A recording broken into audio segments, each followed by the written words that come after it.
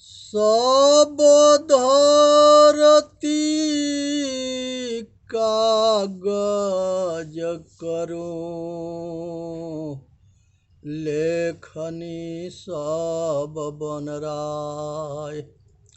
सात समुद्र के मसी करूं, गुरु गुण लिखा न जाए। भाई, ये माया जो है कैसे फंसाती है, इस पर एक कहानी सुनाते हैं। एक जो है कबूतर था और एक कबूतरी थी।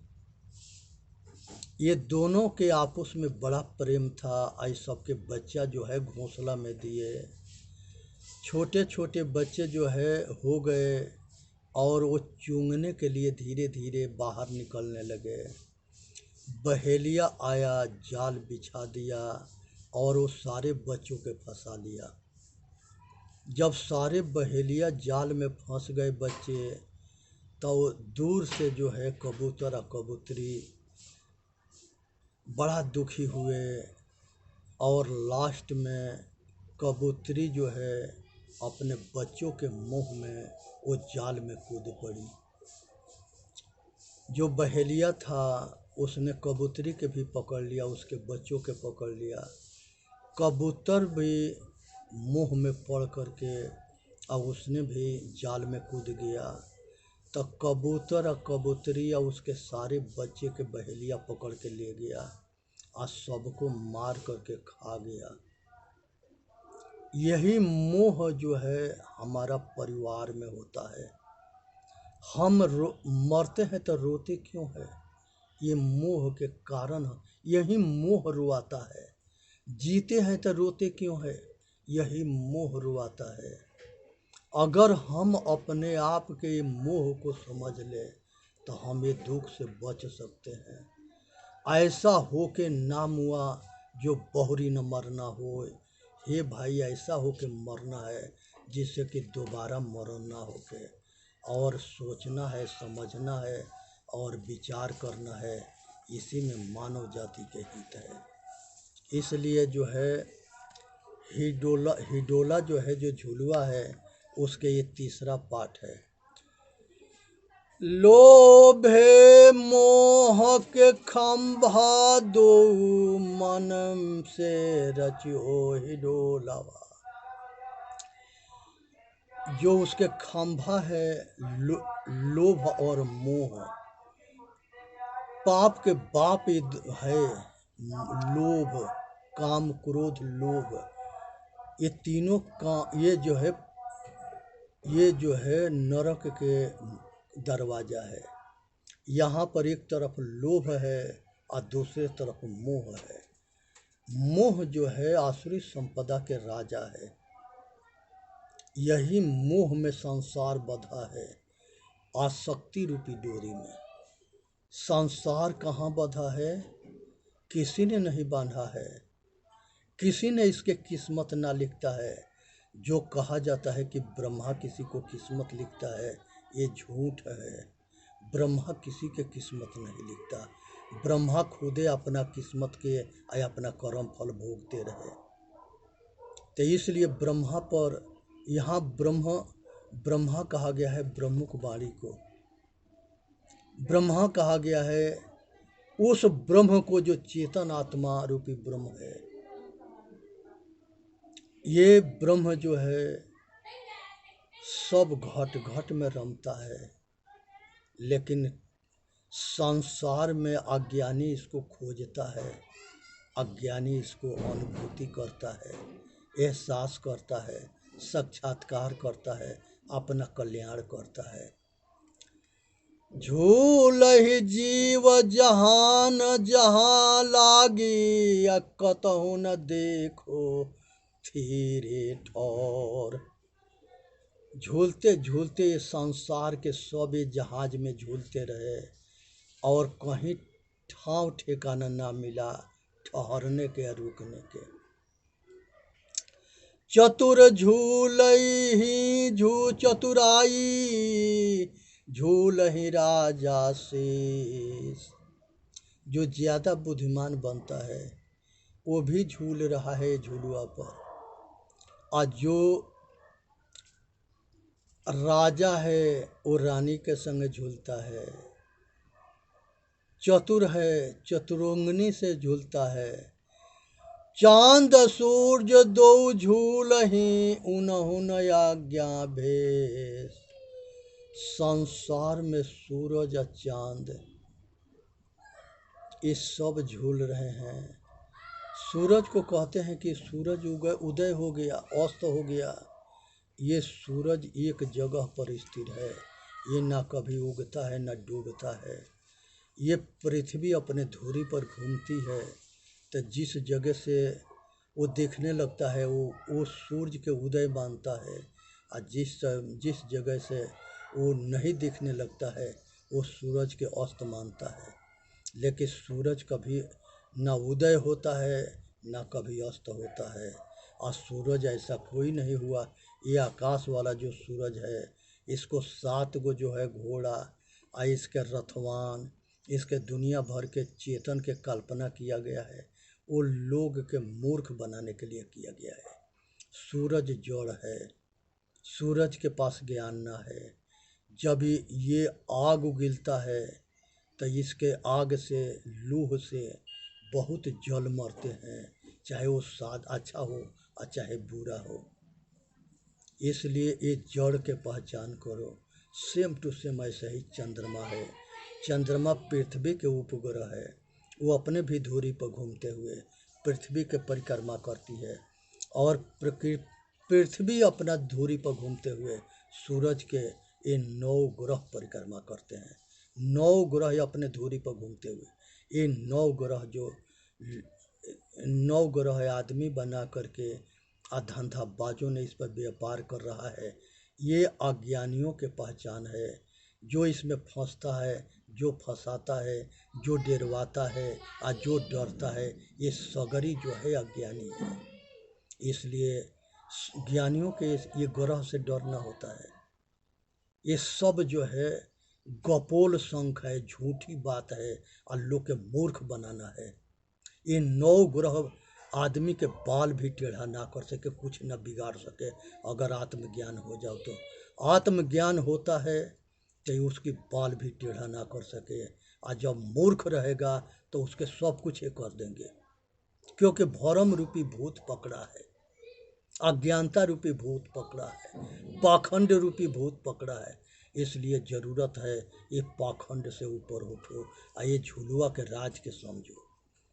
184 जीव झूलहि रवि सुत धरिया ध्यान।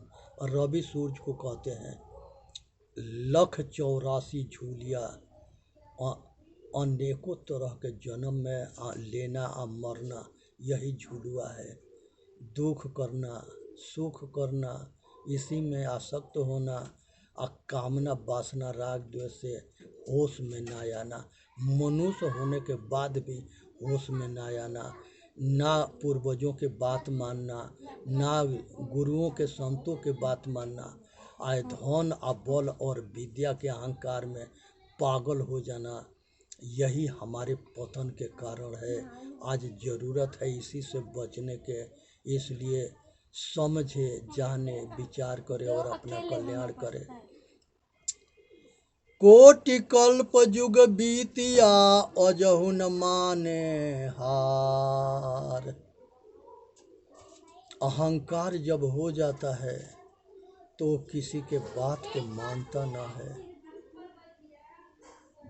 यही अहंकारी के पहचान होता है। जैसे कंस के अहंकार हो गया तो वो अपना बाप के जो है बंदी बना लिया, अपने बहन बहनोई के कारागार में डाल दिया, अपने जो है 7 भगिना के जान से मार दिया, 8वां बड़ा मुश्किल से बचाए गए। और कहते हैं कि कृष्ण महापुरुष थे। कृष्ण कहीं नहीं कहे हैं कि हम भगवान है, हमारा पूजा करोगे तो तुम्हारा कल्याण कर देंगे, हो जाएगा, चाहे हम कर देंगे। उनको जो है यहाँ के आदमी भगवान बना दिए, और भगवान मनुष्य बनता है।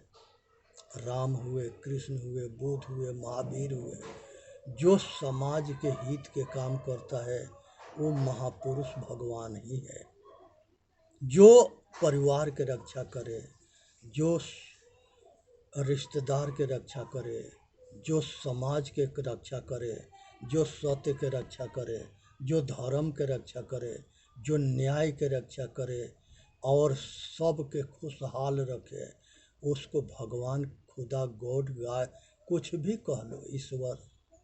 लेकिन जो ग्रंथों में जिसको कहा गया है कि वो कण कण में है, वो कण कण वाला भगवान ना है, वो कण कण वाला प्रकृति है, वायु है, जिसके कहते हैं कि जिस भगवान के बिना पत्ता ना डोलता है, तो वो भगवान कौन है? प्रकृति है।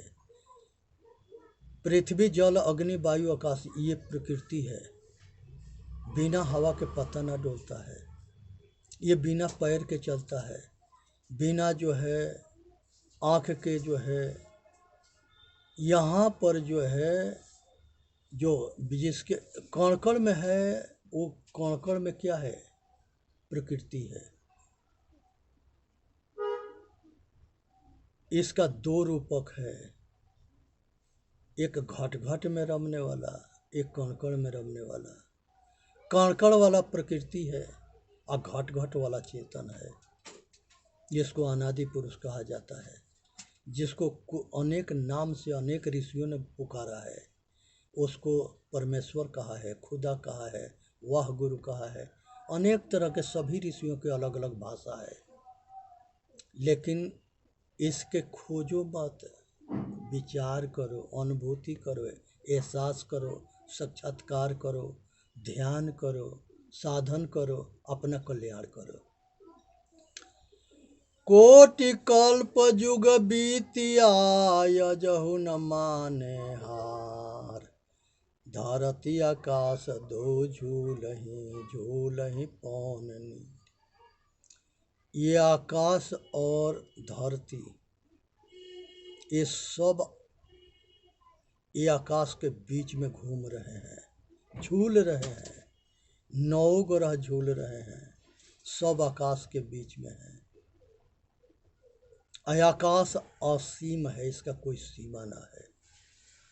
संसार के 9 ग्रह, जिसमें पृथ्वी भी है, अब बहुत ओजन भी है, बहुत जल के ओजन है, बहुत पहाड़ के ओजन है।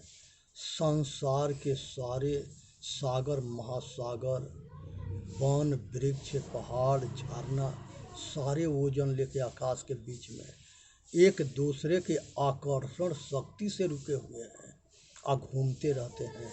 अब अपने अपने धुरी पर सब अटल है। इसको किसी ने घुमाता ना है, किसी ने चलाता ना है, प्रकृति स्वयं चलती है। आदमी के कोर्ट में पक्षपात होता है, पैसा दे दो, सोर्स लगा दो, तो जो किसी के मर्डर किया है वो बैरी हो जाएगा। लेकिन प्रकृति के कोर्ट में बैरी नहीं होगा। प्रकृति के कोर्ट में जैसा के तैसा फैसला करती है।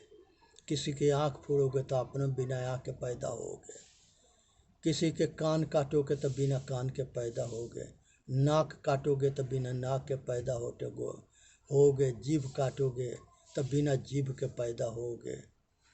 जैसा करोगे तैसा होगा, जैसा के तैसा मिला, मिला सोम के सोम। राजा को राजा मिला, मिला डोम के डोम। संसार के अंदर जैसा करोगे वैसा मिलेगा।